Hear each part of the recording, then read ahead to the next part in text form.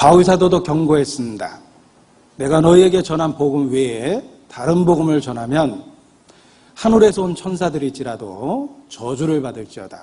무섭게 경고했습니다. 진리의 특징은 불변성입니다.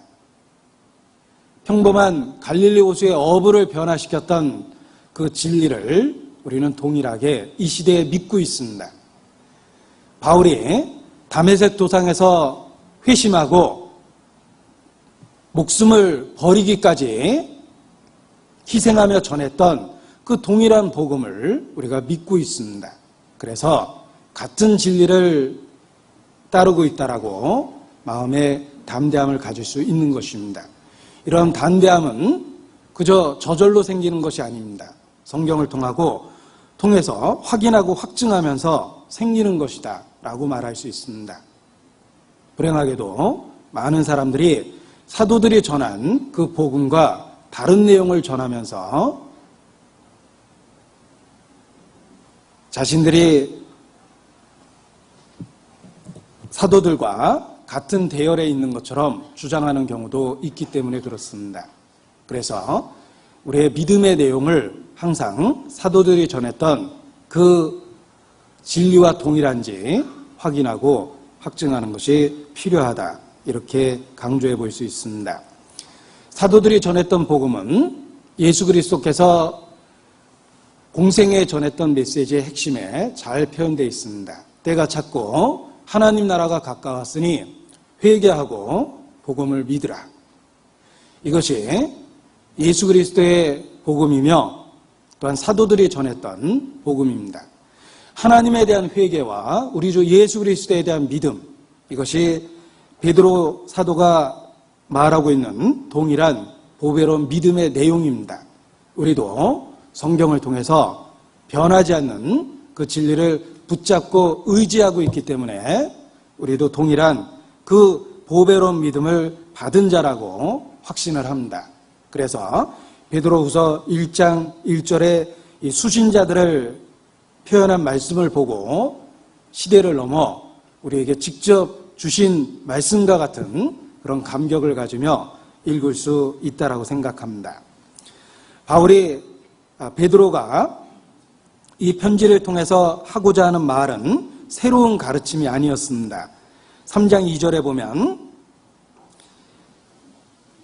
곧 거룩한 선지자의 예언한 말씀과 주 되신 구주께서 너희의 사도들로 말미암아 명하신 것을 기억하게 하려 하노라 하고 말하고 있습니다.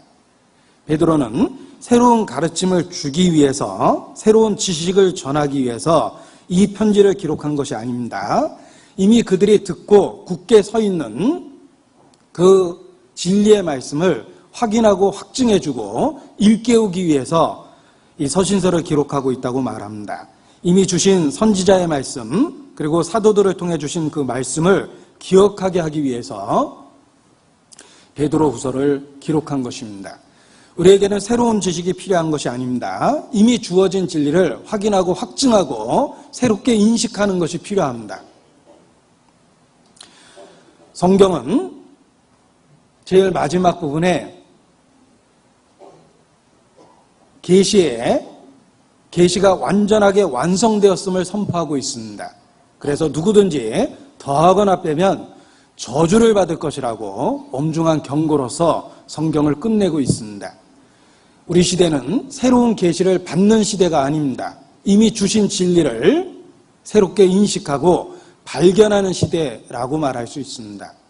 베드로도 새로운 이야기를 전해주고자 글을 쓴 것은 아닙니다. 이미 선지자들을 통해서 그 예언한 말씀, 구주께서 사도들을 통해서 이미 가르친 그 말씀을 기억하게 하기 위해서 이 편지를 기록하고 있습니다. 우리도 이미 붙잡고 있는 그 말씀, 우리가 굳게 서 있는 하나님에 대한 회개와 우리 주 예수 그리스도에 대한 믿음이라는 그 핵심적 내용을 붙잡고 다시 인식하는 것이 필요할 뿐입니다. 세상적인 지식은 날마다 새로운 것을 요구합니다. 세상의 철학도 반복하면 곧 지루함을 이야기하고 새로운 개념을 요구합니다. 그러나 우리는 세상의 지식과 철학과 다른 절대적 진리를 믿고 있습니다. 우리에게 새로운 것이 필요한 것이 아니라 이미 주어진 진리를 확인하고 확증하는 것이 필요할 뿐입니다. 이미 주어진 진리를 새롭게 하고 우리의 삶에 실천하고 그 진리를 말씀이 육신이 된 예수님처럼 우리의 삶의 일부로 만들어가는 과정이 필요할 뿐입니다. 결코 새로운 지식이 필요한 것은 아니다. 이미 주어진 진리를 확인하고 확증해야 될 시대가 우리 시대라고 이렇게 말할 수 있습니다. 그 옛날 아덴 사람들은 새로 된 것을 배우는 것 외에는 달리 시간을 쓰지 아니하였더라 라고 성경에 표현되어 있습니다. 아덴은 철학이 발달한 곳입니다. 그들은 이미 알고 있는 것은 진부하게 여기고 가장 새로 되는 것을 알고자 하는 마음으로만 하루를 소비했습니다. 그러나 믿음에 있어서는 그러한 아덴 사람들의 태도는 절대적으로 잘못된 것입니다. 우리에겐 새로운 진리가 필요한 것이 아니라 이미 주신 그 진리를 확인하고 새롭게 하는 것뿐입니다. 루터가 믿음으로 구원 얻는다. 이신칭의 믿음을 발명한 게 아닙니다. 발견한 겁니다. 새롭게 발견하고 새롭게 인식한 것입니다. 이미 주어졌던 진리를 성경을 통해서 새롭게 인식했을 뿐입니다. 우리도 마찬가지입니다. 이미 주어진 진리 속에서 우리의 삶을 새롭게 할 수 있는 그런 계기를 삼아야 됩니다. 찬송의 가사에도 주 예수 크신 사랑 늘 말해 주시오. 평생에 듣던 말씀 또 들려주시오 라고 우리는 공감되는 찬송가 가사를 부르기도 합니다. 또 이 말씀 들은 사람 또 듣기 원하고 목말라 사모하니 그 말씀 진리라. 예부터 전한 말씀 주 예수 크신 사랑 나 항상 전파하기 참 좋아하도다 라는 찬송의 가사도 기억해 볼 수 있습니다. 새로운 진리가 아니라 이미 주어진 진리를 새롭게 인식하는 것, 이것이 이 시대에 우리 모두에게 필요하다라고 말할 수 있습니다. 그림을 그리는 화가에게 누군가가 물어봤습니다. 무엇이 그리기 가장 어렵습니까? 개나 말과 같은 그런 것들입니다. 왜냐하면 개나 말은 누구든지 잘 알고 있고 늘 보고 있기 때문에 내가 조금만 잘못 묘사해도 잘못 그린 그림이라는 것을 금방 알아볼 수 있습니다. 그래서 개나 말같이 이미 다른 사람들도 보고 있는 것들을 그린다는 것은 참 어렵습니다. 이렇게 대답을 했습니다. 다시 한번 물어봤습니다. 그러면 무엇을 그리기가 가장 쉽습니까? 귀신 같은 거 그리기가 쉽습니다. 귀신은 본 사람도 없고 실체도 없기 때문에 아무렇게나 그려도 맞는지 틀리는지 아무도 모릅니다. 제일 그리기 쉬운 건 귀신입니다. 이렇게 대답을 했답니다. 자, 그럴듯하죠?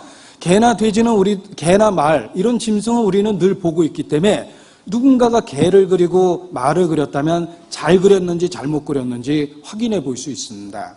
그러나 귀신을 그렸다면 지 마음대로 그려도 원래 그렇게 생겼다는데 할 말이 없습니다. 균형이 깨져 있어도 원래 짐승은 머리통 부분이 크다 이렇게 우겨도 할 말이 없습니다. 실체가 없고 본 사람이 없기 때문에 그렇습니다. 마찬가지입니다. 올바른 선생은 이미 주어진 성경 말씀을 정확하게 인용하고 정확하게 가르칠 수 있는 것이 올바른 진리의 선생입니다. 그러나 가짜는 항상 새롭게 이야기합니다. 새로운 걸 이야기합니다. 그것이 참인지 거짓인지 아무도 구별할 수 없기 때문에 자기가 마치 새로운 계시를 받은 것처럼 과장하고 추종자들을 모읍니다. 거짓입니다.